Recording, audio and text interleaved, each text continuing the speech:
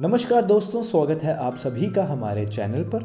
मैं हूं आपका दोस्त आकाश और आप देख रहे हैं क्यूरिन। तो कोरोना महामारी की दूसरी लहर देश में भारी तबाही मचा रही है। हर दिन 2 लाख से अधिक लोग संक्रमित हो रहे हैं। आज तो 3 लाख से भी ज़्यादा मामले पूरे देश ने देखे हैं और हज़ारों में लोगों की मौत भी हो रही है, जिसकी वजह से स्वास्थ्य व्यवस्था पूरी तरह से चरमरा चुकी है। अस्पतालों के बेड तक खाली नहीं हैं और कोरोना मरीजों को भर्ती नहीं किया जा सका है। हालांकि गंभीर स्थिति में ही मरीजों को अस्पताल में भर्ती होने की जरूरत पड़ रही है। डॉक्टर्स और विशेषज्ञ कहते हैं कि अगर आप कोरोना से हल्के रूप से संक्रमित हुए हैं तो घर पर रहकर भी कुछ बातों को ध्यान देकर आप जल्दी रिकवर हो सकते हैं। आइए जानते हैं इसके बारे में। तो सबसे पहले कोरोना के लक्षण को पहचानना ज़रूरी है। अगर आपको बुखार है, सर्दी जुकाम है, गले में खराश है, लगातार खांसी आ रही है, मुंह का स्वाद और सूंघने की क्षमता खत्म हो रही है, सांस लेने में तकलीफ है, थकावट, सिर दर्द और बदन दर्द है, तो सबसे पहले तो आपको खुद को आइसोलेट कर लेना चाहिए, क्योंकि ये सभी कोरोना के लक्षण हैं। ऐसी स्थिति में आपको कोरोना टेस्ट करा लेना चाहिए और चूंकि ये सभी कोरोना के हल्के लक्षणों में शामिल है, इसलिए आपको किसी विशेष प्रकार के इलाज की ज़रूरत नहीं है, बल्कि आप घर पर रहकर भी ठीक हो सकते हैं।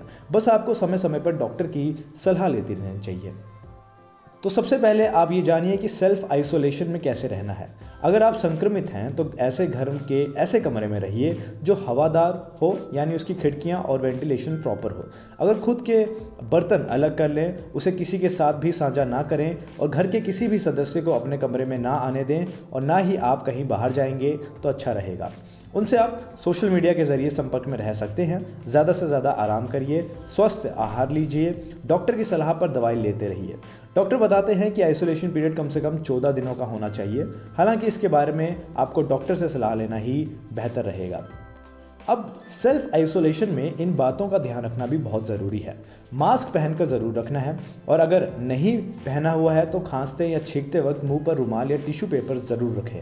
समय समय पर हाथ साबुन से धोते रहें। इस बात का भी ध्यान रखें कि अगर आपने अपने नाक या मुंह को छुआ है तो हाथों को अच्छे से सैनिटाइज करना भी ज़रूरी है।